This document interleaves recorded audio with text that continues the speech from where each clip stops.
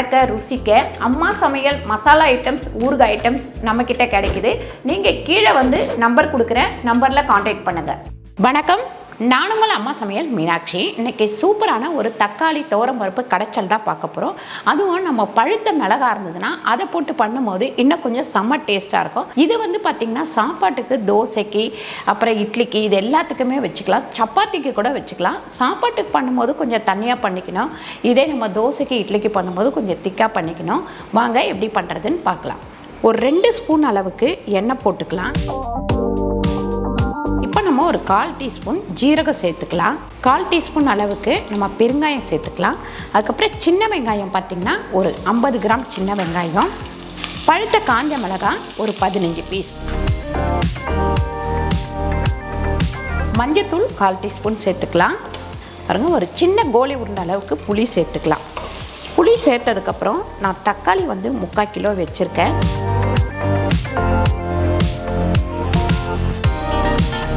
பருப்பு 200 கிராம் ஊற வச்சிருக்கேன், அதையும் சேர்த்துக்கலாம்.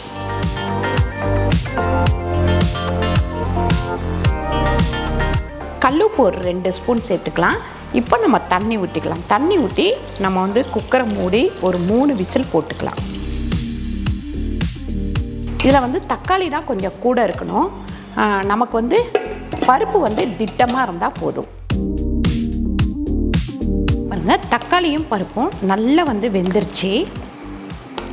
இப்போ இந்த தண்ணியை வடிச்சிட்டு இதை வந்து நம்ம நல்லா மசிச்சு எடுத்துக்கலாம். இப்போ நம்ம தக்காளி பருப்பு கடைச்சலை தாளித்து எடுத்துக்கலாம். நெய் வந்து ஒரு 1.5 ஸ்பூன் அளவுக்கு நெய் போட்டிருக்கேன். கடுகு பார்த்திங்கன்னா ஒரு 1/2 ஸ்பூன் அளவுக்கு கடுகு, ஒரு 1/2 ஸ்பூன் அளவுக்கு ஜீரகம் சேர்த்துக்கலாம். உளுந்து பார்த்திங்கன்னா ஒரு 1/2 ஸ்பூன் அளவுக்கு உளுந்து சேர்த்துக்கலாம்.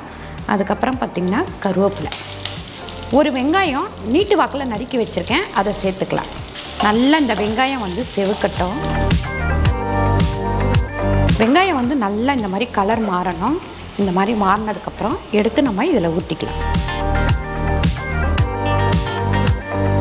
தண்ணி வந்து நம்ம எடுத்து வச்சுருக்கோம், பருப்பு வேக வச்சதில் ஊற்றிட்டு இன்னும் கொஞ்சம் நம்ம தண்ணி ஊற்றிக்கலாம்.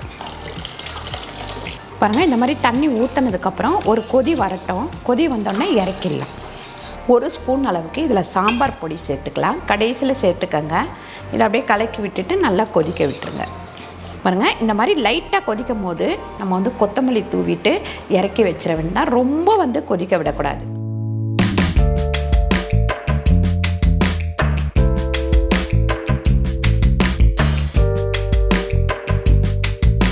பாருங்கள், சூப்பரான தக்காளி பருப்பு கடைச்சல் ரெடி ஆயிடுச்சு. கண்டிப்பாக நீங்கள் ட்ரை பண்ணி பாருங்கள். ட்ரை பண்ணி பார்த்துட்டு கீழே கமெண்ட் பண்ணுங்கள் எப்படி வந்ததுன்னு சொல்லிட்டு. இந்த வீடியோ உங்களுக்கு பிடிச்சிருந்தால் லைக் பண்ணுங்கள், ஷேர் பண்ணுங்கள், சப்ஸ்கிரைப் பண்ணுங்கள், ஃபேஸ்புக்கில் ஷேர் பண்ணுங்கள், மறக்காமல் கமெண்ட் பண்ணுங்கள். நன்றி, வணக்கம்.